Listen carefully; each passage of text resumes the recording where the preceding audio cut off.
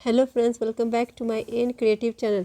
गांव हरिपुर, जहां सुबह की पहली किरणें अपने सुनहरे रंगों से खेतों को चूमती थी और जहां बच्चों की हंसी पूरे गांव को गूंजती थी, वहीं एक अनजाना डर भी छिपा रहता था। ये डर था उंगली मार डाकू का। हाँ, आपने सही सुना। नाम जितना अजीब था, ये डाकू उतना ही खतरनाक। उसकी खासियत थी कि वो कभी किसी को बड़ा नुकसान नहीं पहुंचाता, बस अचानक से आता, डाका डालता और जाते जाते हर किसी की उंगली में जोर से एक मार लगा देता। लोग उसकी उंगली मार से कांपते थे, कहते थे जिसकी उंगली डाकू मारता है वह 3 दिन तक खा भी नहीं पाता। हर घर में इसी डाकू की चर्चा रहती थी। एक दिन गांव में बुद्ध भिक्षु बुद्ध आए, शांति और ज्ञान की संदेश देने वाले बुद्ध। उनकी आंखें ऐसी थी जैसे गहरी झील की सतह जिसमें सच्चाई झलकती थी। गांव के लोग उनके पास अपनी परेशानियां लेकर पहुंचे। बुद्ध हमारी रक्षा करे, उन्होंने कहा। यह उंगली मार डाकू हमारी शांति छीन रहा है। बुद्ध ने ध्यान से सुना और कुछ देर चुप रहे। फिर उन्होंने एक हल्की मुस्कान के साथ कहा, उसे मेरे पास बुलाओ। गांव वालों चौंक गए। कैसे? कौन उसे बुलाएगा? तो सबसे डरावना डाकू है। फिर भी डरते हुए गांव के कुछ बहादुर लोग जंगल की ओर बढ़े। उनका दिल धड़क रहा था, पर बुद्ध की शांति ने उन्हें साहस दिया। उधर जंगल के बीच डाकू अपने अड्डे पर बैठा था। उसके चारों ओर लूट का माल बिखरा था। उसकी कुटिल हंसी जंगल की खामोशी की चीर रही थी। जब गांव वालों ने उसे बुद्ध का संदेश सुनाया तो डाकू का चेहरा गुस्से से लाल हो गया। कौन है ये बुद्ध जो मुझे बुला रहा है? पर उसने बुद्ध के बुलावे को ठुकराया नहीं।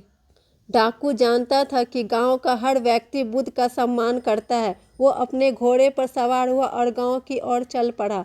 गांव पहुंचते ही लोग घरों में दुबक गए। बच्चे अपनी माँओं की गोद में छिप गए।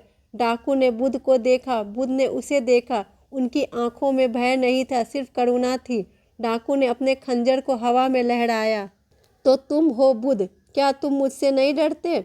बुद्ध ने मुस्कुराते हुए कहा। डर से कोई शांति नहीं पाता। डाकू ने आंखें तरेरी। तुम्हें पता है मैं क्या कर सकता हूँ? बुद्ध ने हल्की मुस्कान के साथ उत्तर दिया। हाँ, पर पहले मुझे बताओ, तुम्हें यह उंगली मारने की आदत कैसी लगी? डाकू एक पल के लिए चुप हो गया।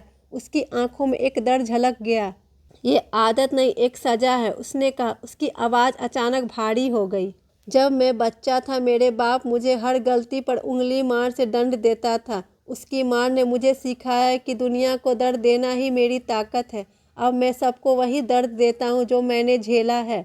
बुद्ध ने उसकी आंखों में देखा। उन्होंने उस दर्द को समझा। तो तुमने अपने घावों से घाव बनाए, बुद्ध ने धीरे से कहा।